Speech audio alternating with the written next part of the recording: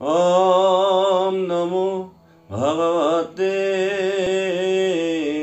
वासुदेवाय ओम नमो भगवते वासुदेवाय वासुदेवाय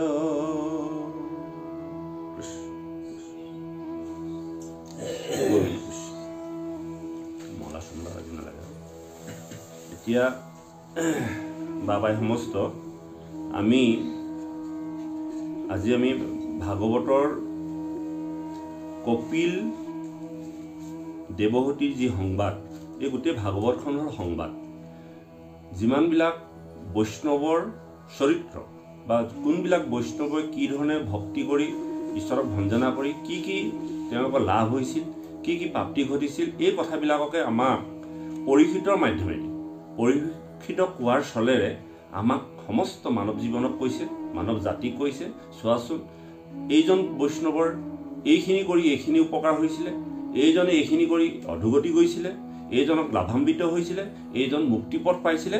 এনেধৰণে বিভিন্ন ধৰণৰ কথোপকথনৰ মাজেদি আমাৰ এই ভাগৱত ভাগ আৰম্ভ হৈছে। আজি ঠিক সেইদৰে আমি কপিল দেৱহতীৰ যি সংবাদ, সেই সংবাদ আমি অধ্যয়ন কৰিম, পৰ্যালোচনা কৰিম। ইয়াত কপিল প্ৰভু আহি কেনেকৈ ঈশ্বৰ অংশে অৱতাৰ গ্ৰহণ কৰিছিল আৰু অৱতাৰ গ্ৰহণ কৰি তেওঁ নিজে নিজৰ মাতৃক সাংখ্য জ্ঞানৰ জ্ঞান দিছিল। তেওঁ পুত্ৰ হৈ মাতৃক ভক্তিৰ কথা কৈছিল আৰু সেই ভক্তিৰ কথা কিদৰে কৈছিল আৰু তেওঁলোকৰ বিবাহ কেনেধৰণে আৰম্ভ হৈছিল আৰু কদম ঋষিয়েনো কাক বিয়া কৰাইছিল, এই সম্পৰ্কে আজি আমি পৰ্যালোচনা কৰিম। তৃতীয় স্কন্ধৰ কদমৰ বিবাহ। কদম হ'ল কপিল প্ৰভুৰ পিতৃ। প্ৰথম বিবাহখনৰ পৰা গৈ আমি ভগৱন্ত জন্ম হোৱালৈকে আজি আমি আৰম্ভ কৰিম। সেই অধ্যায়টোক আমি পৰ্যালোচনা কৰিম। কৃষ্ণ। কদমৰ বিবাহ। হেৰা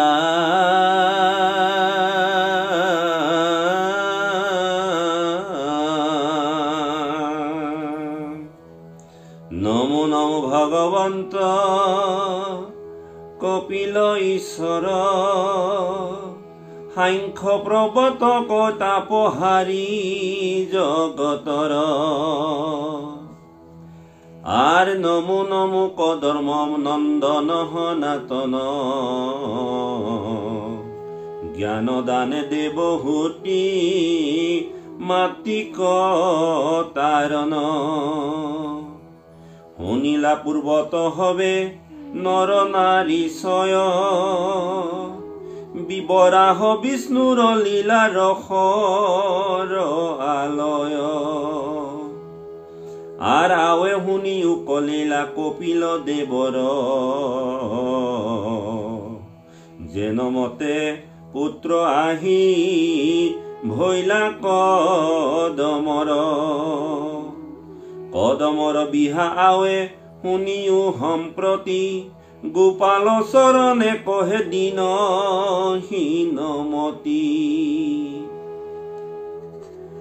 ইয়াৰ সৰ্বপ্ৰথমে ভগৱন্তৰ স্বৰূপ কপিল প্ৰভুক জয় জয়কাৰ কৰিছে, প্ৰাৰ্থনা কৰিছে আৰু সেই কপিল প্ৰভুৱে মাতৃ দেৱহূতিৰ গৰ্ভত পিতৃ কদমৰ ঔৰসত তেওঁ অৱতাৰ গ্ৰহণ কৰি মাতৃ দেৱহূতিক জীৱতাৰণৰ কাৰণে যি ভক্তিৰ কথা কৈছিল আৰু এই ভক্তিৰ কথা পূৰ্বতে প্ৰভু ভগৱন্তৰ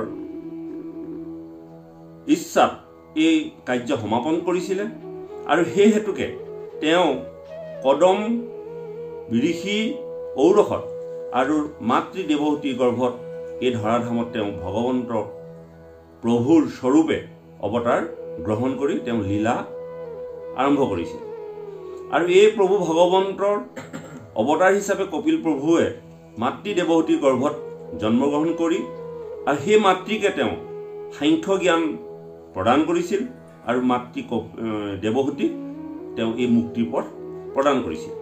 আৰু সেই কথাখিনিকে শুকদেৱে পৰীক্ষিতৰ আগত বৰ্ণনা কৰিছিল আৰু সেই বৰ্ণনা কৰি থকা সময়তে মৈত্ৰেয়ে বিদুৰৰ আগতো সেই একেখিনি কথাকে ব্যক্ত কৰিছে আৰু বিদুৰেও পৰম শ্ৰদ্ধা আৰু ভক্তিৰে কি ধৰণেনো কপিল প্ৰভু এই জগতলৈ অৱতাৰ গ্ৰহণ কৰিছিল আৰু সেই সম্পৰ্কেনো পূৰ্বতে কদমৰ বিবাহ কেনেধৰণে হৈছিল এই সকলো কথা জানিবৰ বাবে বিদুৰে আগ্ৰহী প্ৰকাশ কৰিছে আৰু আগ্ৰহ প্ৰকাশ কৰি পৰীক্ষিতক এই মৈত্ৰেয়ক এই কথাবিলাক সুধি আছে।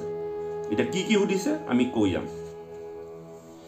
সৰ্বপ্ৰথমে কদমৰ বিবাহৰ সম্পৰ্কে কৈছে। কদমৰ বিহা আৱে শুনিও সম্প্ৰতি গোপাল চৰণে কহে দিন হীনমতি বিদুৰ বদতি গুৰু মুহুৰ আগত স্বয়ম্ভু মনুৰ কহিও বংশজত তান দুই পুত্ৰে ইটো হবে মহিয়ান ধৰ্ম পথে যেন মতে কৰিলা পালন। স্বয়ম্ভু মনু আছিল। স্বয়ম্ভু মনুৰ বংশত এগৰাকী মহাসতী জন্মগ্ৰহণ কৰিছিল আৰু এই মহাসতী হ'ল দেৱহতী। যদিও স্বয়ম্ভু মনুৰ তিনিগৰাকী পত্নী আছিল আৰু তিনিগৰাকী কন্যা আছিল, আশুতি, পশুতি আৰু দেৱহতী, আৰু দুজন সুসন্তান আছিল, উতানপাদ আৰু প্ৰিয়ব্ৰত ৰজা। আৰু এই পাঁচজনৰ সৈতে স্বয়ম্ভু মনুৰ বংশ আছিল। তাৰে যিগৰাকী দেৱহতী আছিল সেই দেৱহতী গৰাকী কদম ঋষিলৈ বিবাহ দিছিল। এৰাম তান দুই পুত্ৰে ইটো হবে মহিয়ান ধৰ্ম পথে যেন মতে কৰিলা পালন। যি দুজন পুত্ৰ আছিল মহাধাৰ্মিক আছিল। প্ৰিয়ব্ৰত ৰজাই ধৰ্ম পালন কৰি কোনো ধৰণৰ বিবাহ কাৰ্য নকৰিছিল আৰু উতানপাদ ৰজাই বিবাহ কৰিছিল আৰু সেই উতানপাদৰ ঔৰসত ধ্ৰুৱ জন্মগ্ৰহণ কৰিছিল। হে ৰাম আৰু কহি আছা যিটো তাহান নন্দিনী কদমৰ জায়া দেৱহূতি সুলক্ষণী। তাৰে এগৰাকী কন্যা কদমলৈ বিয়া দিছিল। কদমৰ জায়া আছিল, জায়া মানে ভাৰ্যা, আৰু সেই ভাৰ্যাগৰাকী অত্যন্ত সুলক্ষণী আছিল, পৰম সুন্দৰী আছিল, মহা সতী আছিল। আৰু সেই সুলক্ষণী কন্যাগৰাকী স্বয়ম্ভু মনুৱে কদম ঋষিলৈ বিয়া দিছিল। এৰাম কেনমতে দুহন্তৰ বিবাহ ঘটিল কতে কপুত্ৰ কৰি সি তাহাতে জন্মাইল। আৰু সেই ঋষিজনে কেইজন পুত্ৰনো জন্মগ্ৰহণ কৰাইছিল এই কথা বিদুৰে জানিবলৈ আগ্ৰহ কৰিছে। এইহি হব কথা মোৰ শুনিবা কমন কহিও কৰোণা কৰি বাপত পুধন। তোমালোকে কোৱাচোন, মোৰ তেওঁলোকৰ বিবাহৰ কথা শুনিছো, তেওঁলোকেনো কেইটা সন্তান জন্ম দিছিলে, কেনেধৰণে কি সন্তান জন্ম দিছিল আৰু সেই সন্তানবিলাকে কি কৰ্ম কৰিছে এই বিষয়ে মোৰ জানিবলৈ অত্যন্ত আগ্ৰহ হৈছে। এইটো বিদুৰে সুধিছে। কাক সুধিছে? মৈত্ৰেয়ক। এৰাম মৈত্ৰেয় বদতি সাধু ব্যাসৰ নন্দন প্ৰশ্নৰ উত্তৰ কহু শুনা ৰংগমন। আৰু মহা ঋষি মৈত্ৰেয়ে বিদুৰক কৈছে, হে ব্যাসৰ নন্দন, তুমি যি প্ৰশ্ন উত্থাপন কৰিছা সেই সম্পৰ্কে মই তোমাক কওঁ, শুনা। অধৰ্মক ব্ৰহ্মা প্ৰজা সজীৱে বুলিলা পিতৃৰ বচনে তেতিখনে চলি গইলা সৰস্বতী তীৰে যায় কৰিয়া হৰিষ কৰিলন্ত তপ 10,000 বৰিষ। এই যে যি কদম ঋষি, এই কদম ঋষিক পূৰ্বতে ব্ৰহ্মাদেৱে সৃষ্টি কৰিবৰ কাৰণে আদেশ কৰিছে। ব্ৰহ্মাদেৱে আমাৰ সমস্তৰে জীৱবিলাকৰ পিতৃ হ'ল ব্ৰহ্মা। সকলো জীৱ, যিমান এই জগতত জীৱ সৃষ্টি কৰিছে সকলো ব্ৰহ্মাই সৃষ্টি কৰিছে। আৰু সেই ব্ৰহ্মাই সৃষ্টি কৰাৰ পাছত কদম ঋষিলৈ এবাৰ তেওঁ এটা অনুৰোধ কৰিলে বা আদেশ কৰিলে যে হে কদম, তুমি সৃষ্টি পাতনি মেলা। আৰু সেই সৃষ্টি পাতনি মেলিবৰ কাৰণে ব্ৰহ্মাদেৱৰ পৰা যি আদেশ পাইছিল সেই আদেশ পাই তেওঁ কি কৰিছিল? সৰস্বতী নদীৰ কাষলৈ গুচি গৈছিল। আৰু সৰস্বতী নদীৰ কাষলৈ তেওঁ গৈ কি কৰিছিলে? 10,000 বছৰ তপ কৰিছিল। এতিয়া প্ৰভুসকল কথাখিনি এইখিনিয়ে। ব্ৰহ্মাদেৱো সৃষ্টি কৰা বা সৃষ্টি কাৰ্য কৰে আৰু আমিও সৃষ্টি কাৰ্য কৰোঁ অনুৰূপভাৱে। কিন্তু ব্ৰহ্মাদেৱে সৃষ্টি কৰা আৰু আমি সৃষ্টি কৰাৰ মাজত পাৰ্থক্য আছে। ব্ৰহ্মাদেৱে সৃষ্টি কৰিবৰ কাৰণে কদম ঋষিক আদেশ কৰিলে আৰু কদম ঋষিয়ে সৃষ্টি পাতনি মেলিবৰ কাৰণে কলৈ গুচি গ'লগে? সৰস্বতী নদীৰ কাষলৈ গৈ তেওঁ কি কৰিছে? 10,000 বছৰ ধ্যান কৰিছে। আৰু আমাৰ মনুষ্যসকলে সৃষ্টি কৰিবৰ কাৰণে আমি কি কৰোঁ? কোনো আমাৰ সিদ্ধান্ত নাই। আমি ভাবোনে কেতিয়াবা যে কোন সময়ত কেতিয়া কৰিব লাগিব, কেনেধৰণে কৰিব লাগিব? গতিকে সৃষ্টি কাৰ্য আৰম্ভ কৰাৰ আগতে প্ৰভু ভগৱন্তৰ ওচৰত তপ কৰিব লাগিব, জপ কৰিব লাগিব।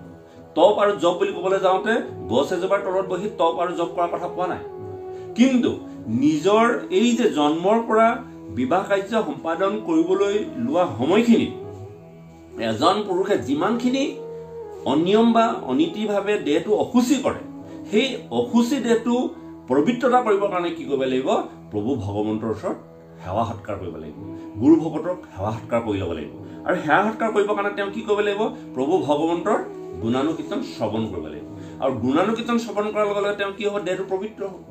আৰু যিটো দেহ পবিত্ৰ হ'ব, সেই পবিত্ৰ দেহৰ মাধ্যমেদিহে এটা সু সন্তান এই জগতলৈ আহিবলৈ চিন্তা কৰে। তো সন্তানটো চবেই দিয়ে, কুকুৰেও দিয়ে, গাহৰিও দিয়ে, তো সন্তানটো দিয়াত কোনো আপত্তি নাই। কিন্তু এজন লোকে বা আমি মানৱ জাতিয়ে সন্তান জন্ম দিবৰ কাৰণে আমি বেলেগ এটা প্ৰক্ৰিয়া আৰম্ভ কৰা হয়, যিটো সন্তানৰ দ্বাৰা অকল নিজৰ গৃহখন বা নিজৰ মাক দেউতাকে শান্তি নহয়, গাঁওখন, দেশখন, সমাজখন সকলোৱে শান্তি আহে। এটা সুসন্তান গৃহলৈ যদি আহে, অকল গৃহস্থ ঘৰে সুখী নহয়, সমাজখন সুখী হয়, গাঁওখন সুখী হয়, সমাজখন সুখী হয়, দেশখন সুখী হয়। দেশলৈ তেওঁ কি কৰে? সুনাম কঢ়িয়াই আনে আৰু সমস্ত দেশৰ কল্যাণৰ সাধন কৰে। গতিকে আমি সেই সন্তানৰ আশাত আমি কি কৰিব লাগিব? প্ৰভু ভগৱন্তৰ গুণানুকীৰ্তন শ্ৰৱণ কীৰ্তন কৰিব লাগিব। আৰু সেইদৰে ব্ৰহ্মাদেৱে যেতিয়া কদম ঋষিক আজ্ঞা কৰিছিল যে তুমি সৃষ্টি কাৰ্য সমাপন কৰা, আৰু কদম ঋষিয়ে কি কৰিছিল? সৃষ্টি কাৰ্যৰ কাৰণে তেওঁ সেই ভগৱন্তক আৰাধনা কৰিবৰ কাৰণে সৰস্বতী নদীৰ কাষলৈ গুচি গৈছিল। এতিয়া সৰস্বতী নদীৰ কাষলৈ গৈ কি কৰিলে আমি ইয়াৰ পাছত পঢ়ি যাম। এৰাম সৰস্বতী তীৰে যায় কৰিয়া হৰিষ। হৰিষ মানে আনন্দ, খুব আনন্দ মানে সৰস্বতী, তীৰ মানে পাৰ। কৰিলন্ত তপ 10,000 বৰিষ। 10 বছৰ তেওঁ কি কৰিলে? তপ কৰিলে। ভক্তি ভাৱে নানা দৈব্যে পূজা কৰিলন্ত, পাছে তুষ্ট হুইয়া দেখা দিলা ভগৱন্ত। যেতিয়া কদম ঋষিয়ে 10 বছৰ ধ্যান ধাৰণা কৰিলে সেই সৰস্বতী নদীৰ কাষত, তেতিয়া প্ৰভু ভগৱন্ত সন্তুষ্ট হ'ল আৰু সন্তুষ্ট হৈ কদম ঋষিৰ আগত ভগৱন্তই দেখা দিলে।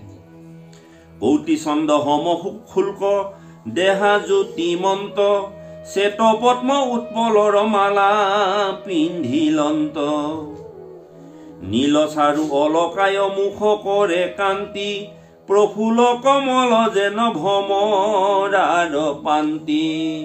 যেতিয়া প্ৰভু ভগৱন্ত কদম ঋষিৰ সন্মুখত আবিৰ্ভাৱ হ'ল আৰু সেই সময়ত কৌটি সূৰ্যৰ যিটো ৰশ্মি, সেই ৰশ্মি ভগৱন্তৰ দেহত প্ৰকাশ ঘটিছে। আৰু ভগৱন্তে কি কৈছে? তেওঁ শ্বেতবৰ্ণ এধা মালা পৰিধান কৰিছে আৰু হাতত লৈ অহা যি পদ্মপাহী, সেই পাহীও তেওঁ কি কৈছে? শ্বেত মানে বগা।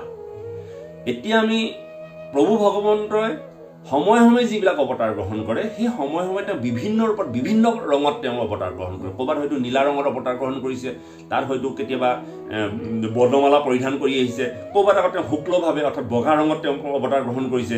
বিশেষ বিশেষ ইয়াৰ তাৎপৰ্য আছে। আৰু আজি কদম ঋষিক ভগৱন্তই যিটো ৰূপত মানে তেওঁ দৰ্শন দিছে, সেই ৰংটো হ'ল বগা। আৰু তেওঁ যিধা মালা পিন্ধি আহিছে, সেই মালাধাৰো বগা। আৰু হাতত যিপা পদুম ফুল লৈ আহিছে, এপাহ পদুম ফুল থাকে, পদ্ম থাকে, আৰু সেই পদ্মপাহীও কি হৈছে? বগা। ইয়াৰ অৰ্থ আছে, তাৎপৰ্য আছে। গতিকে কদম ঋষিৰ আগত প্ৰভু ভগৱন্তক দেখা দিছে। খুব সুন্দৰ চাৰু সৌন্দৰ্য চেহেৰা, কৌটি সূৰ্য প্ৰকাশ ঘটিছে, উজ্জ্বল এটা চেহেৰালৈ তেওঁ কি হৈছে? কদম ঋষিৰ আগত দেখা দিছে। আৰু কদম ঋষি 10,000 বছৰ স্তুতি কৰাৰ ফলত প্ৰভু ভগৱন্ত প্ৰসন্ন হৈছে। মাথাত কিৰীটি কৰ্ণে মকৰ কুণ্ডল, গাঁৱে পিত বস্ত্ৰ আতি দেখিতে উজ্জ্বল। কৰ্ণত মকৰ কুণ্ডল, কিৰীটি আছে মাথাত, আৰু গাত পিতবস্ত্ৰ আছে, দেখিতে অত্যন্ত উজ্জ্বল হৈ আছে, সুন্দৰ হৈ আছে। শংখ চক্ৰ গদা 3 হাতে আশা ধৰি, শ্বেত উৎপল ভ্ৰমাৱন্ত লীলা কৰি।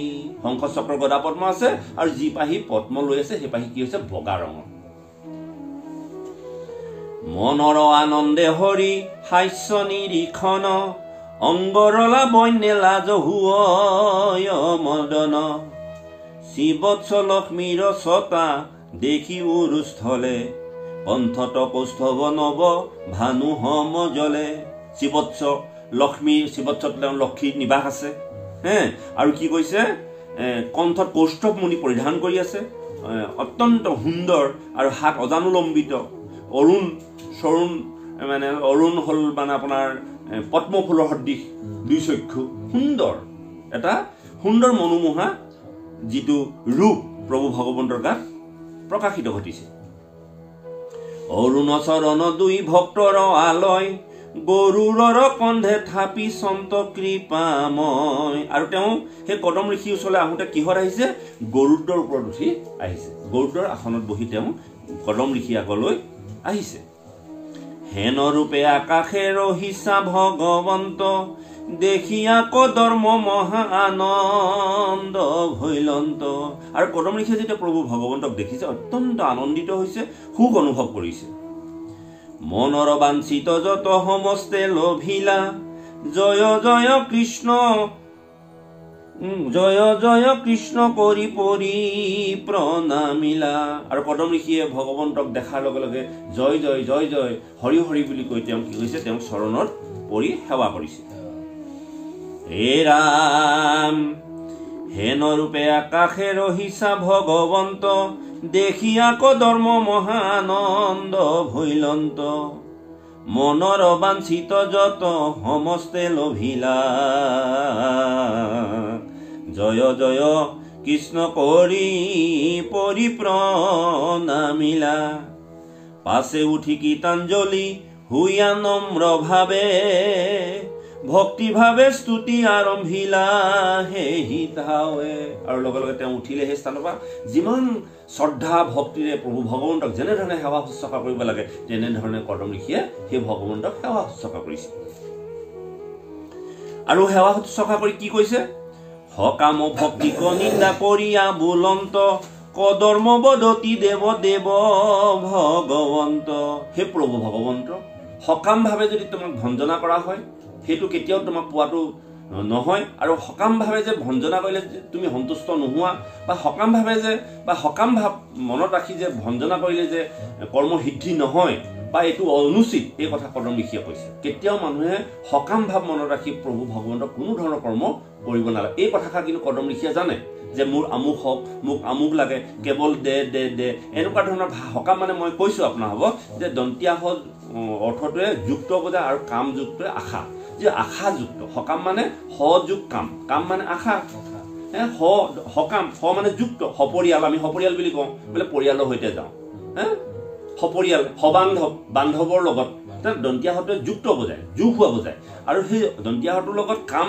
কাম মানে আশা কাম মানে আশা সকাম আশাযুক্ত জৰিয়তে প্ৰভু ভগৱন্তক যে ভঞ্জনা কৰিব নালাগে এই কথা কদম ঋষিয়ে জানে আৰু এই কথা ভগৱন্তৰ আগত প্ৰকাশ কৰিছে যে হে প্ৰভু ভগৱন্ত যে লোকসকলে যে সকাম ভাৱে যে ভঞ্জনা কৰে এই কথাষাৰ নিন্দনীয় এই কথা কেতিয়াও কৰিব নালাগে কেতিয়াও ভগৱন্তক কিবা বস্তু বিচাৰি সেৱা সৎকাৰ কৰিব নালাগে কাৰণ ভগৱন্তে নিজেই জানে তেওঁ পুত্ৰসকলক কি দিব লাগে নালাগে তেওঁ জানে অন্তৰ্যামী জনাৰ পাছত মোক আমুক দিয়া তামুক দিয়া তামুক দিয়া তামুক দিয়া কৈ যিটো সকাম পদ্ধতি এই পদ্ধতিয়ে কেতিয়াও ভগৱন্তক উপাসনা কৰিব নালাগে আৰু সেইটো নিন্দনীয় এই কথাষাৰ কদম ঋষিয়ে ভগৱন্তৰ আগত প্ৰকাশ কৰিছে এৰা মোৰ মহাপৰম আনন্দ ভৈলা জাত চক্ষুৰ ফলক আজি দেখিলো সাক্ষাৎ মহা মহাযোগী হবে যাক নেদেখয় সাক্ষাতে প্ৰত্যক্ষ ভৈলা হেন কি পাম যিসকল যোগী বহু কষ্ট সাধনা কৰি গৰম ঠাণ্ডাকো নেওচি তেওঁলোকে অতি কষ্টৰে প্ৰভু ভগৱন্তক আত্মাত ল'বৰ কাৰণে যথেষ্ট কষ্ট কৰে আৰু তেনেকুৱা এজন প্ৰভু ভগৱন্তক আজি মই সাক্ষাতে লগ পাইছোঁ মোৰ পৰম সৌভাগ্য এই বুলি কৈ কদম ঋষি অত্যন্ত সন্তোষিত মনেৰে প্ৰভু ভগৱন্তক সেৱা শুশ্ৰূষা কৰিছে মানুহটোকো নিবি আকৌ দেই তই কথাটো মন যাবি টোপনি হ'লে বৰ দুখ হ'ব দেই মা টোপনি আহিছে তই কথাখিনি চিৰিয়েলকে শুনি যা কাহিনী গোটাই হে ৰাম তজু পাদ পদ্মজিতু সকামে হেৱয় তোমাৰ মায়ায়ে তাক মুহিলে নিশ্চয় যিজনে সকাম ভাৱে ঈশ্বৰক ভঞ্জনা কৰে সেইজন তেওঁ মায়াৰে মুহি আছে যিজন মায়াৰ কবলত পৰি আছে যিজনক মায়ায়ে মুহি আছে সেইজনহে সদায় এই জগতখনত সকাম ভাৱে ঈশ্বৰক ভঞ্জনা কৰে ঈশ্বৰ কি বস্তু ঈশ্বৰৰ সত্তা কি তেওঁ কেতিয়াও বুজি নলয় ঈশ্বৰ বুলি তেওঁ জ্ঞান কৰি তেওঁ মায়াত আবদ্ধ হৈ থকাৰ কাৰণে কেৱল লাগে লাগে লাগে এই ব্যৱস্থাৰে সকাম পদ্ধতিৰে ঈশ্বৰক ভঞ্জনা কৰে আৰু সেইজন সম্পূৰ্ণ মায়াই মুহি আছে। হে ৰাম তথাপিতো ভাইজা বিহা কৰিবা কমনে, কৰিলো পাহা মই তোমাৰ চৰণে। যদিও সকামভাৱে তোমাক ভঞ্জনা কৰিব নালাগে বা যিসকল লোকে সকামভাৱে ভঞ্জনা কৰিছে তেওঁলোক মায়াৰ অধীন হৈ আছে, তথাপিতো আজি মই তোমাক এটা উদ্দেশ্য লৈ মই ভঞ্জনা কৰিব বিচাৰিছো। ময়ো তোমাক এটা আশা কৰি ভঞ্জনা কৰিছো, মোক এগৰাকী ভাজ্যা লাগে। কাৰণ ব্ৰহ্মাদেৱে মোক সৃষ্টি কাৰ্য কৰিবলৈ আদেশ কৰিছে আৰু সৃষ্টি কাৰ্য মই সমাপন কৰিবৰ কাৰণে মোক এগৰাকী পৰম সুন্দৰী ভাজ্যা প্ৰয়োজন হৈছে। তুমি মোক এগৰাকী ভাজ্যা দিয়া। খুব সুন্দৰ কথা। কাৰণ আমি এগৰাকী প্ৰকৃত সুন্দৰ ভাজ্যা পাবলৈ আমি ঈশ্বৰ সাধনা কৰিব লাগিব, সাধনা কৰিব লাগিব আৰু সাধনাৰ বলতহে আমি এগৰাকী পৰম সুন্দৰ ভাজ্যা পোৱা যায়। আৰু সেই কথাটোকে কদম ঋষিয়ে কি কৰিছে, হে প্ৰভু ভগৱন্ত, ব্ৰহ্মাৰ আদেশ মতে মই সৃষ্টি কাৰ্য সমাপন কৰিব লাগে আৰু তোমাক মই দৰ্শন হোৱাৰ লগে লগে মই মুক্তি হয়। আচলতে প্ৰভু ভগৱন্তক দৰ্শন হোৱাৰ লগে লগে মুক্তি হয়, কিন্তু আজি মোক মুক্তি নালাগে। মোক এগৰাকী তুমি পৰম সুন্দৰী ভাজ্যা দিয়া আৰু সেই ভাজ্যাগৰাকীৰ জৰিয়তে মই সৃষ্টি কাৰ্য সমাপন কৰিব লাগে। আৰু এই কথাখিনি মোক ব্ৰহ্মাদেৱে আদেশ কৰিছে। ব্ৰহ্মাৰ বচনে মোক বান্ধিয়া আশ্ৰয়, এতেকে মুখ্যক অধিকাৰ নাহি কয়। গতিকে মোৰ মুখ্য নালাগে, ব্ৰহ্মাদেৱৰ মোৰ প্ৰতি আদেশ হৈ আছে আৰু ব্ৰহ্মাৰ আদেশত মই বাং খাই আছো। গতিকে মই এগৰাকী ভাজ্যা হলে মই সৃষ্টি কাৰ্য সাধন কৰি ব্ৰহ্মাদেৱৰ যি আদেশ মই আদেশ পালন কৰিব পাৰিম। কিন্তু অনুৰূপে মোৰ ভাজ্যা ইচ্ছা আছে, এটিখনে আকৌ দিয়া মুখ্য দিবা পাছে। প্ৰথমতে তুমি মোক এগৰাকী ভাজ্যা দিয়া আৰু যদি তুমি মুখ্য দিবলৈ যদি চিন্তা কৰিছা তেতিয়াহ'লে সেয়া পৰে দিবা বা পাছে দিবা। এতিয়া সদ্যহতে মোক এগৰাকী কি দিয়া, সুন্দৰী ভাজ্যা দিয়া। কামাতুৰ কৰ্মযত তাক অনাদৰি, যাৰা তজু চৰণে ভজয় নিষ্ঠ কৰি। অন্যে মিলি তজু গুণ নাম গাই, আনন্দে থাকয় দেহা ধৰ্মক এৰাই। তা সম্বাৰ মনে জানি দিয়া ভাল যায়া, পাছে মুখ্য দিবা প্ৰভু যদি থাকে দায়া। যদি তুমি দয়াশীল হৈ থাকা, তোমাৰ যদি দয়া দৃষ্টি মোৰ ওপৰত থাকে, প্ৰথমতে ভাজ্যাগৰাকী দিলো আছোন বাৰু, যদি তুমি মুখ্য দিবলৈ যদি মোৰ প্ৰতি দয়া বান হৈ থাকা তেতিয়াহ'লে মোৰ মুখ্যটো পাছত হলেও তুমি দিবা। এইটো প্ৰভু ভগৱন্তৰ ওচৰত কদম ঋষিয়ে প্ৰাৰ্থনা জনাইছে। নমো সৰ্বদায় তজু অৰুণ চৰণ, এহি বুলি মৌন ভৈলা ব্ৰহ্মাৰ নন্দন। এই কথাখিনিকে কৈ তেওঁ কি কৈছিলে, ব্ৰহ্মাৰ নন্দন, অৰ্থাৎ ব্ৰহ্মাৰ নন্দন কোন, কদম ঋষি। কদম ব্ৰহ্মাহে পুত্ৰ আৰু কদম ঋষিয়ে এই কথাখিনি প্ৰভু ভগৱন্তক কৈ লাহে লাহে মূৰ্ণ হৈ আছে। ভগৱন্তইনো কি কয়, কদমৰ নিকপত বাক্য শুনি হৰি, গৰুৰৰ হন্তে মাতি লন্ত হাস্য কৰি। প্ৰভু ভগৱন্তে কদমৰ কথাবোৰ শুনিলে, শুনি পেলাই অত্যন্ত সন্তোষিত হৈছে আৰু হাঁহি এটা মাৰি গৰুৰৰ স্কন্ধৰ পৰা তেওঁ কি হৈছে, এষাৰ সুন্দৰ মাত লগাইছে। কি বুলি কৈছে, ভগৱন্ত বদতি শুনি উপজেশ্বৰ, পূৰ্বে জন্মি আশা তজু সংকল্প মন। হে ৰাম জীৱা হেতু মোক তুমি কৰিলা পূজন, তাহাক আপুনি মই কৰিছো যতন। তুমি যি কথাষাৰ সুধিছা বা যি ভাজ্যাৰ প্ৰয়োজন হৈছে বুলি ভাবিছে, এই কথাবিলাক পূৰ্বতেই নিৰূপণ হৈ আছে। প্ৰজেশ্বৰে অৰ্থাৎ ব্ৰহ্মাদেৱে এই কথা সিদ্ধান্ত হৈ আছে, তোমাক এগৰাকী ভাজ্যা দৰকাৰ হ'ব, তোমাৰ ঔৰসত সন্তান জন্ম হ'ব আৰু তোমাৰ ঔৰসত প্ৰভু ভগৱন্তৰ হিচাপে মই নিজে অৱতাৰ গ্ৰহণ কৰিম। এই কথাবিলাক পূৰ্বতেই সিদ্ধান্ত হৈ আছে। গতিকে তুমি যি কথা সুধিছা এইটো আচৰিত কথা সোধা নাই, তুমি যি ভাজ্যা এগৰাকী সুধিছা সেই ডাঙৰ কথা নহয়, এই কথা মই জানো। কাৰণ ব্ৰহ্মাদেৱে তোমাক আজ্ঞা পৰশিত হৈছে, তুমি সন্তান মানে সৃষ্টি কাৰ্য সমাপন কৰিব লাগিব। গতিকে তুমি এগৰাকী ভাজ্যা খোজাটো কোনো এটা ডাঙৰ কথা নহয়, এই কথাখিনি মই জানো, কৰ্মৰ আগত কৈছে প্ৰভু ভগৱন্তই। হে ৰাম জীৱা হেতু মোক তুমি কৰিলা পূজন, তাহাক আপুনি মই কৰিছো যতন। তুমি যিখিনি কথা সুধিছা, যিখিনি কথা তুমি বিচাৰিছা, এই কথা সম্পৰ্কে মই চিন্তা চৰ্চা নকৰা নহয়, কৰিছো আৰু সেই সম্পৰ্কে মই যতনো কৰিছো যে তোমাক কি ধৰণে তোমাৰ মনোকামনা পূৰ্ণ কৰিব পাৰি। কদাচ তোমাৰ সেৱা বিফল নহয়, স্বয়ম্ভু মনু যিটো ব্ৰহ্মাৰ ত্ৰনয়। তুমি যি চিন্তা চৰ্চা কৰি মোক সেৱা সৎকাৰ কৰিছা, এই কথাখিনি অৰ্থলৈ যাবলৈ মই দিব নোৱাৰো, কাৰণ তুমি মোক ভঞ্জনা কৰিছা, তুমি মোৰ একান্ত ভকত। তুমি আজি 10,000 বছৰ সৰস্বতী নদীৰ তীৰত বহি যি সাধনা কৰিছা, এই সাধনা তোমাক মই অৰ্থলৈ যাবলৈ নিদিওঁ, তোমাৰ মনোবাঞ্ছা মই পূৰ্ণ কৰিম।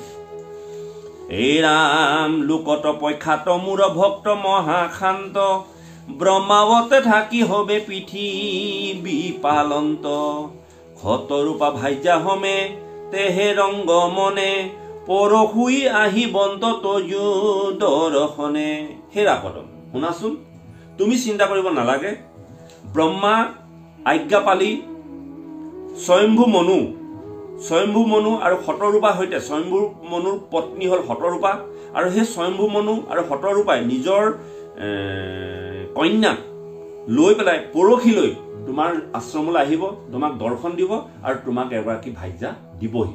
আজি কালিলে পৰহিলৈ আহিব। যিদিনাখনি প্ৰভু ভগৱন্তৰ ওচৰত কদম ঋষিয়ে কথোপকথন হৈছে, তেতিয়া প্ৰভু ভগৱন্তই কৈছে আজি নহয়, কালিলে নহয়, পৰহিলৈ আহিব। কোন আহিব? স্বয়ম্ভু মনু আহিব, আৰু লগত কোন আহিব? শতৰূপা ভাজ্যা আহিব, আৰু তেওঁলোকৰ লগত তেওঁলোকৰ এগৰাকী দুহিতা লৈ আহিব। দুহিতা আহিব, দুহিতা দেৱহূতি ৰূপৱতী, তোমাক বিবাহ দিয়া যাইবে মহামতী। অৰ্থাৎ এগৰাকী দুহিতা লৈ আহিব।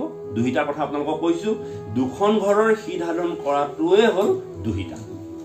এতিয়া এই আইজনী দুহিতা, তই কথাটো বুজিছ ন? কথাটো তহঁতক দুহিতা বুলি কোৱা হয়। তই জন্ম হোৱাৰ আগলৈকে, তুমি জন্ম হোৱাৰ পৰা বিবাহ কাৰ্য হোৱালৈকে তুমি সেইখন ঘৰত তুমি হিত সাধন কৰি আহিলা। তাত খাওঁতে বওঁতে শুওঁতে সকলো ঘৰখনৰ কাৰণে কৰিলা, আৰু যিদিনাখনে তুমি বিবাহ হৈ এই সংসাৰখনলৈ আহিলা, সেইদিনাখনিৰ পৰা এই ঘৰখনৰ হিত সাধন কৰিব লাগিব। সেইখন ঘৰ তুমি এৰি দিব লাগিব। যদি সেইখন ঘৰৰ কথা তুমি মনত পেলাই থাকা, তেতিয়াহ'লে নহ'ব। মনে প্ৰাণে এই ঘৰখনৰ হিত সাধন কৰিব লাগিব। কাৰণ তোমাক সেইকাৰণে দুহিতা বুলি কোৱা হৈছে, এই কাৰণে যে এটা সময় ঘৰখনৰ কাৰণে হিত সাধন কৰে, আৰু বিবাহৰ পাছত স্বামী ঘৰৰ হিত সাধন কৰে। সেইটোৱে তেওঁকে দুহিতা বুলি কৈছে। আৰু সেই দুহিতাগৰাকী লৈ আহিছে কোনে? শতৰূপা আৰু স্বয়ম্ভু মনু। কদম ঋষি মানে আপোনাৰ কন্যা দান কৰিবৰ কাৰণে আজি নহয়, কালিলে নহয়, পৰহিলৈ আহিব। হে ৰাম পাছে সেই ৰাজ কন্যা তোমাৰ মনৰ, পুৰিবেক মন সেৱা কৰি নিৰন্তৰ। আৰু যিগৰাকী কন্যা তোমাক দিবহি, আৰু সেই কন্যাকেই অত্যন্ত ভক্তিশালী, অত্যন্ত সুন্দৰী, ধীস্থিৰ, আৰু তেওঁ তোমাৰ মন সন্তুষ্ট কৰি ৰাখিব পৰাকৈ তেওঁ তোমাক কি কৰিব? শ্ৰদ্ধা ভক্তি কৰিব। তেৱে তান গৰ্ভে তজু ব্ৰিজে হৈ বেজাত, মহাশক্তি ৰাজ কন্যা জগতে প্ৰখ্যাত। আৰু তেওঁ গৰ্ভতে মহাবীৰ্য স্থাপন হৈ মহাশক্তি এই জগতত প্ৰখ্যাত হ'ব। আৰু মই সেই শক্তি হিচাপে মই নিজে আহি সেই দেৱহূতিৰ গৰ্ভত স্থান লমহি, আৰু মই এই জগতত অৱতাৰ গ্ৰহণ কৰিম। মই নিজ অংশে দেৱহূতিৰ গৰ্ভত, তজু বীজে জন্মি প্ৰকাশিব সাংখ্য মত। কদম ঋষি কৈ আছে, হেৰা কদম, মই সেই দেৱহূতিৰ গৰ্ভত আহি মই নিজে স্থিতি হমি, আৰু তোমাৰ বীৰ্যৰ দ্বাৰা মই সেই গৰ্ভত প্ৰৱেশ কৰিম, আৰু মই অৱতাৰ গ্ৰহণ কৰিম। ভগৱন্তে নিজে কৈ আছে। তুমিও সন্যাস ধৰি কৰি ভূত দায়া, সমস্ততে মোক দেখি তৰি বাহা মায়া। সেই কদম ঋষি, তুমিও কি কৰিবা? সন্যাস ধৰ্ম পালন কৰি সমস্ত জীৱবিলাকতে, সমস্ত জীৱতে মোক তুমি দৰ্শন কৰি মায়া পৰিহাৰ কৰি তুমি সাংখ্য ধৰ্ম পালন কৰিবা।